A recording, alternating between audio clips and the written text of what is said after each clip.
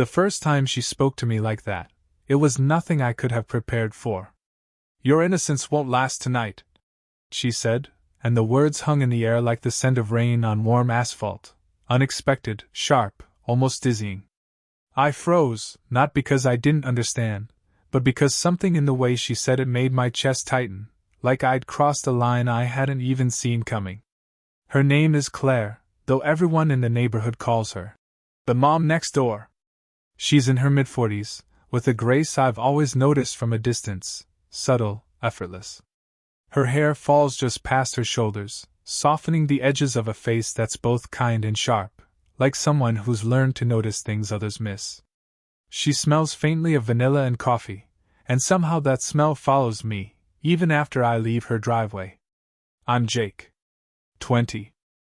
Too young, I've always thought, to understand what someone like Claire might mean when she looks at you the way she does, half teasing, half something else that burns just below the surface. I know it's wrong, society would say it's wrong. But it's quiet here, in the cool late afternoon, and her eyes make the air feel heavier than it should be. I was carrying groceries up the steps when she stepped onto her porch, holding a glass of iced tea, sun catching the silver strands at her temples. She smiled casual, but her eyes lingered on me a moment too long. I felt my hand tighten on the paper bag, my knuckles turning white. "Hey, Jake," she said, voice low, almost conspiratorial. "Caught you staring again." I cleared my throat, shifting my weight. Just thinking." She laughed softly, a sound that felt like it belonged in a different, warmer world. Then she tilted her head, the way she always does, and that little spark of mischief lit her eyes. "Thinking about what, exactly?" I shrugged, unsure whether to admit how much of my daydreaming was about her. About this, about her standing there smiling, brushing a loose strand of hair behind her ear. About the way her lips moved when she teased, about the way her hand lingered just slightly on the railing as if daring me to notice. The sun dipped lower, painting the street in golden shadows, and for a moment, nothing else existed but the space between us. The air was thick, and I realized I was holding my breath, waiting for something, though I didn't know what. Her gaze flicked toward the street, then back, and she leaned slightly closer. Not intrusive, just closer. And that small movement made my stomach flip. "I was thinking," I said, my voice too quiet, "that maybe you shouldn't tease so much. It's distracting." Her eyes widened just a fraction, and then she laughed again. But there was something softer there, something I couldn't name. Her fingers brushed the edge of the railing, closer to me than necessary, and I felt the warmth from her hand almost reach mine. "I'm just honest," she said, voice gentle now, though the mischievous sparkle hadn't left her eyes. "And sometimes honesty leads to consequences." I swallowed hard, trying to focus on anything other than the tension coiling around us. She tilted her head slightly, letting her hair fall over one shoulder, and I wanted to tell her I'd stay there all afternoon, just looking at her. But the sound of a doorbell rang suddenly, slicing through the quiet moment like a knife.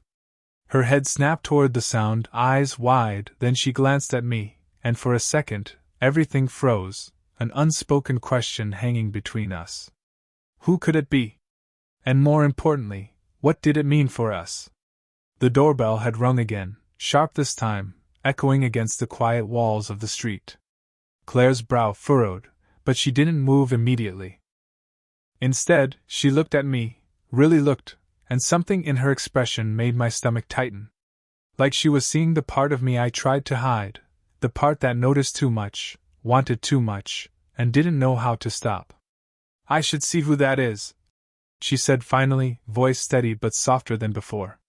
"Yeah," I muttered, my hands shoved awkwardly into my pockets. "Don't let me keep you." She glanced down at the paper bag in my arms. "You carrying groceries for yourself? Or practicing courage?" Her lips twitched in a grin that made my heart stutter. I laughed nervously, trying to shift the tension. "Mostly groceries. Maybe a little courage." She tilted her head, her eyes studying me as though weighing a secret. I wanted to tell her everything, about my last crush that ended in humiliation, about feeling invisible most days, about how seeing her in the morning sunlight made the air feel different. But I didn't. I only breathed a little faster and kept my words small. "I've been thinking," she said, stepping back into her doorway. "About everything. About time passing, choices made." Her voice trailed off, and I realized she was talking about herself, about the life she'd built, the love lost or maybe never found. There was a subtle weight behind her words, an ache that made me ache too. "I get it," I said quietly, almost wishing I didn't. "Life doesn't always work out the way we want it to." She nodded, eyes dropping for a fraction of a second, then lifting again to meet mine. "It does sometimes. In the strangest ways." The risk between us wasn't lost on me. She was older, yes.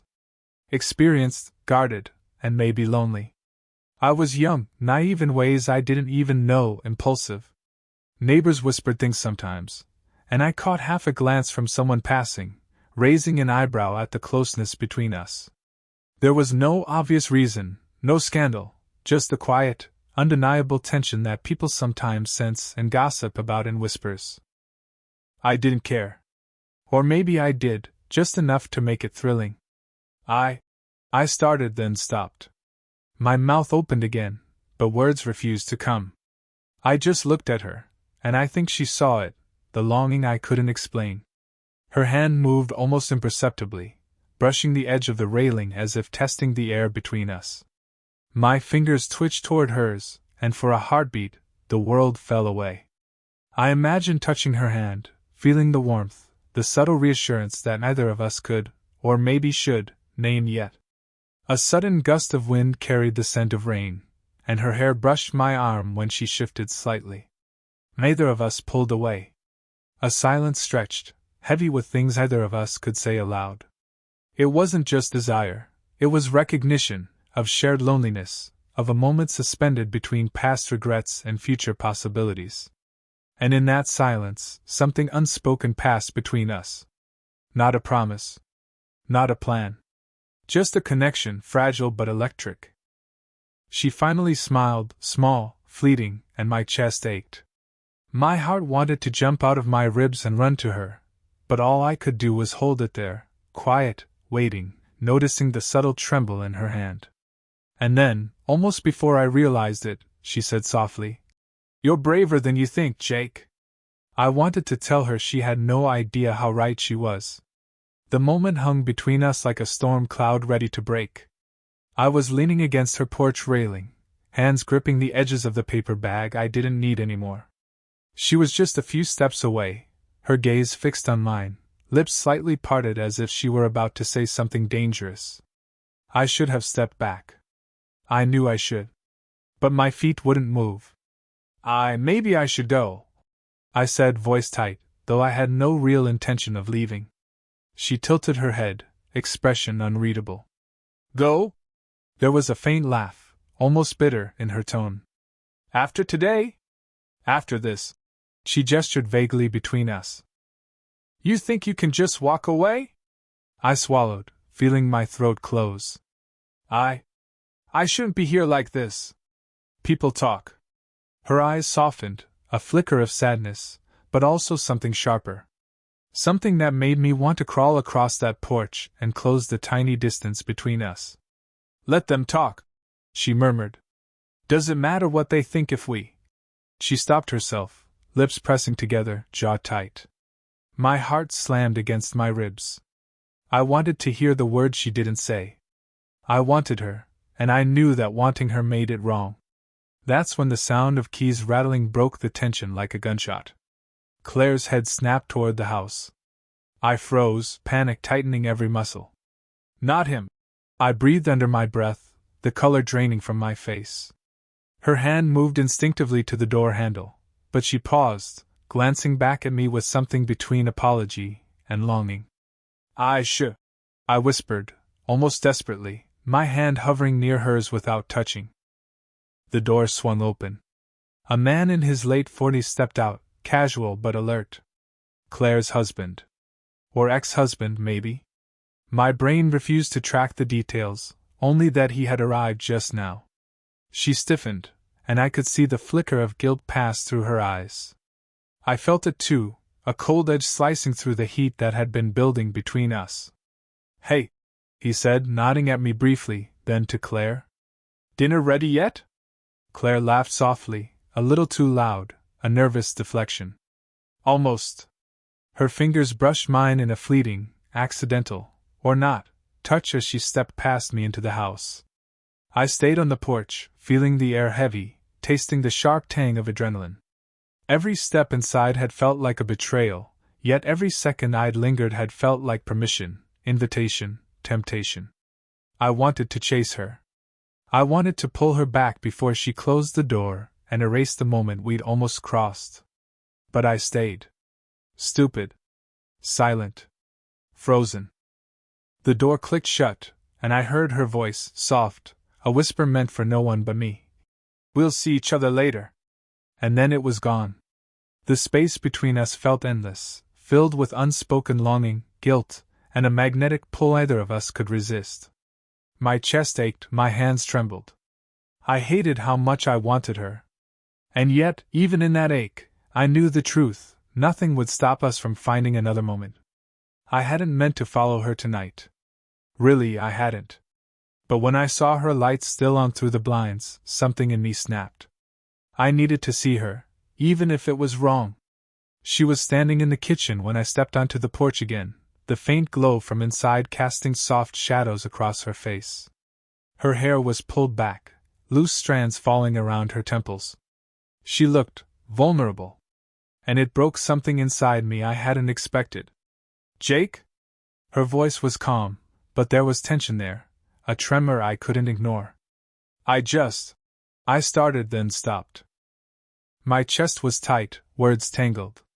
"I wanted to make sure you were okay." She laughed, but it didn't reach her eyes. "I'm fine," she said softly, brushing a strand of hair behind her ear. Her hand lingered at the nape of her neck, just barely trembling. "You shouldn't be here." "I don't care," I muttered before I could stop myself. I need to see you. To talk. To." My fingers twitched at my sides. "To know you're really here." Her eyes flicked toward the window, then back, and I caught the sharp edge in her gaze, the flash of jealousy. "Someone else?" I asked, voice low, almost accusing. She froze. And in that pause, I realized how much I'd been holding back. How much I'd been pretending not to want her. "It's complicated," she admitted finally. Her lips pressed together. "It's always complicated." I stepped closer, feeling the heat rise in my chest, the familiar pull I'd tried to deny. "Doesn't have to be," I whispered. "If we're honest, right now." Her breath hitched, and her hand dropped from her neck, brushing against the counter. She turned slightly, a subtle shift away, but her eyes never left mine. "Jake!" Her voice was a warning and a plea all at once. "You don't know what you're saying. What this could mean." "I know exactly what it means," I said, and maybe I did. Maybe I knew it was wrong, dangerous, insane. Maybe I didn't care. "I can't stop thinking about you. Not for a second. And you know it."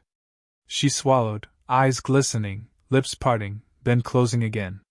Her hands gripped the counter like she needed something to anchor her. I've wanted this. But," her voice broke slightly, "I shouldn't. I can't. It's messy." "Messy's fine," I said. "I don't care if it's messy. I don't care about anyone else. Just you. Right now. Just us." Her gaze dropped to my hands, then back up, and I felt that fragile moment, thin as paper, electric as lightning, stretched between us. My heart was hammering, and I could see her pulse in her throat, quick, uneven. We were so close. Too close. The air between us was charged, trembling with things we hadn't admitted, desires we weren't supposed to act on. And then, she reached out. Not fully, just a hand hovering in hesitation. And I realized we were at the edge. One step, one movement, and everything would change. But before anything could happen, her phone buzzed on the counter, a sudden, shrill interruption.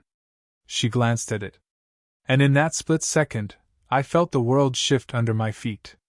I thought I could control myself tonight. Thought I could leave her apartment without shattering the fragile thread between us. But as I stepped off her porch, the street lamp catching the edge of her hair, I saw it, him. Her husband. Not just him, but holding a set of keys in his hand, eyes narrowing as he spotted me. My stomach dropped. I froze. "Jake," Claire whispered, stepping out behind me, voice urgent but low. Her hand brushed mine for the briefest second, almost pleading. "I didn't. He's home early. You have to go."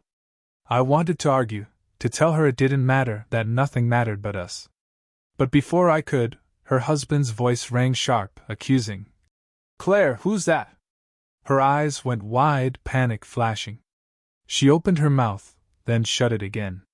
I could see her heart racing, visible in the way her shoulders tensed, her jaw clenched. This is," I stammered, my hands tightening into fists. "He's my neighbor," Claire said quickly, too quickly. Her words sounded like a shield, but her eyes flicked to mine, a mix of apology and warning. He studied me for a long moment, and I could feel the judgment in his stare, the silent accusation that made my chest ache. And then, something I hadn't expected, his gaze softened. "I see," he said, voice calm but pointed. "I trust you know boundaries." I wanted to run. I wanted to tell Claire I didn't care about boundaries, that all I wanted was her, but instead, I just nodded, feeling the weight of the unspoken. She stepped closer to me, brushing against my arm in the faintest gesture of comfort. "I'm sorry," she whispered. Her fingers lingered a fraction too long. It's messy. I didn't want you to see him like this." Messy. That word stuck in my throat. Everything between us was messy, but I hadn't realized how dangerous it could be. The air was thick, heavy with the electricity of what we hadn't acted on, and the peril of what could happen if we did. I don't care," I said, though my voice wavered. My gaze met hers, and I could see the same conflict reflected back, desire, guilt, longing, fear. She shook her head slightly, a flicker of frustration mixed with something softer, something almost tender. "You don't understand. Not yet. It's not just him. There's other things." Her words sent a ripple through me, cold and sharp. "Other things?" My chest tightened. Every instinct screamed that the world I thought I knew, the quiet moments, the teasing glances, was suddenly fragile, unstable. "I'll wait," I said quietly, though my hands trembled. "Whatever it is, I'll wait." But I took a step closer, reckless, daring. "I can't pretend I don't feel this." Her gaze softened again, longing and fear colliding. She reached out, almost brushing my cheek, but stopped just short. Her lips parted slightly, as if to speak, but no sound came. And then, the phone buzzed again on the counter, louder this time, insistent. She glanced at it, eyes wide, and my stomach sank. Whatever secret she'd been holding, someone else knew. And just like that, everything changed. I stood there on the porch, the night pressing in around me, and for a long moment neither of us spoke. Claire's hand hovered near the railing, then dropped to her side. Her eyes were wide, shimmering, and I saw everything she'd been holding inside, the longing, the fear, the guilt. "I can't, not anymore," she whispered, her voice trembling. "I've tried to be careful, to keep things safe. But it's impossible." I stepped closer, heart hammering, every instinct screaming to reach out, to close the gap. "Then don't," I said softly. "We don't have to pretend. We don't have to hide. Not from each other anyway." Her lips parted, a flicker of hesitation in the air. She shook her head slightly, a bittersweet smile tugging at the corners of her mouth. "It's messy, Jake. You have to understand, this isn't just about us. Lives are complicated. Choices have consequences." "I know," I said. "But so do I. And I don't care. Not about what anyone thinks, not about him, not about anything that isn't right here." My hand trembled, hovering near hers, aching to bridge the space. She swallowed, eyes glistening with emotion, and I felt that fragile thread between us stretch tighter, quivering with every heartbeat. I don't know if I can do this, she admitted, voice breaking. But I also can't stop thinking about you. About this. Her confession hit me like a punch, but it was a beautiful, terrifying kind of pain. The honesty in her voice stripped away the fear I'd carried, leaving only a raw, aching need.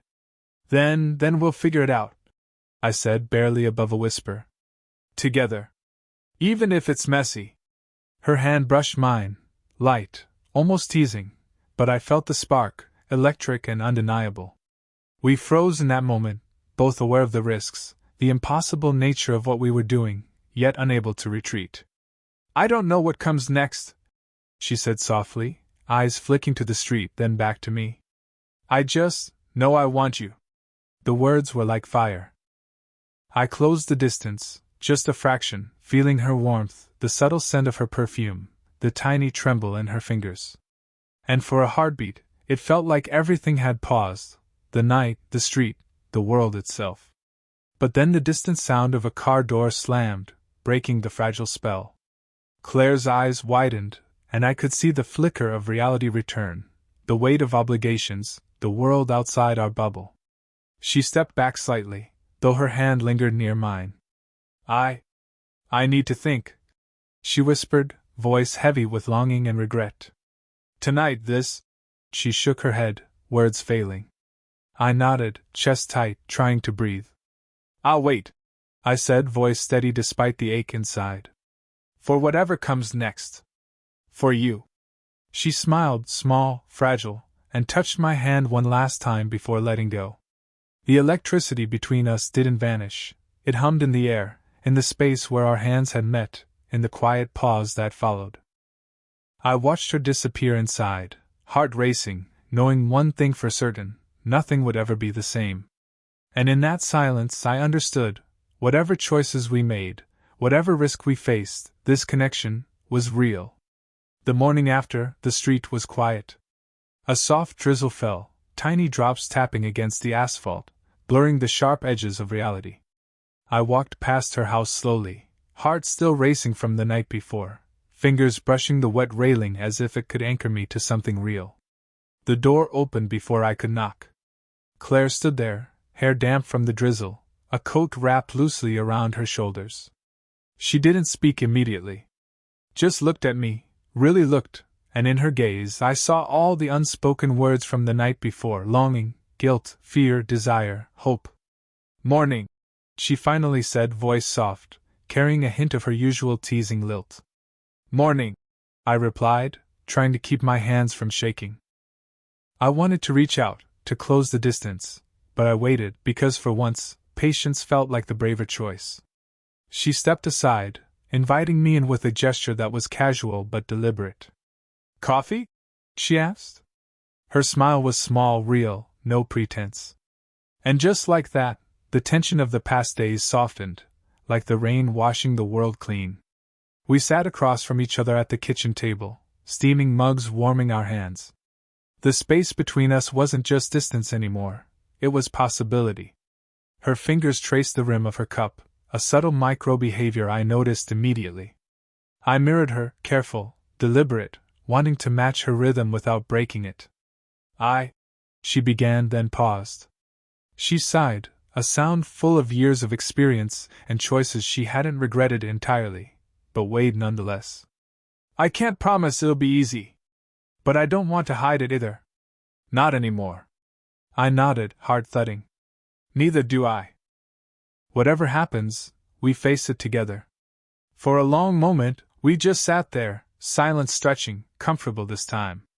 No teasing, no interruptions, just the quiet hum of understanding. The age difference, the risk, the judgment outside our little bubble, it didn't vanish. But it didn't feel insurmountable either. She reached across the table slowly, brushing her hand against mine, lingering in a way that made my chest ache. It wasn't a kiss. It wasn't a declaration. But it was enough. Enough to promise that this, whatever this was real. I've been afraid. she admitted, eyes flicking to mine. Of wanting something I couldn't have. Of breaking rules I didn't want to break. Then don't be afraid, I whispered. We'll figure it out. Together. Messy or not. She smiled again, the kind that reaches your soul before your brain catches up. And in that moment, the rain outside didn't matter. The whispers didn't matter. The risks didn't matter. Only this, the fragile, electric, impossibly human connection between us, mattered. We sat there, hands touching, hearts full, knowing that whatever challenges awaited, we had crossed the impossible threshold. And for the first time, both of us felt the strange, intoxicating mix of freedom and hope. The storm outside began to ease, sunlight breaking through the clouds in pale, golden streaks. And somehow, it felt like us, complicated, messy, real, and maybe, just maybe, worth everything. Did you enjoy the story? What kind of stories would you like to hear next?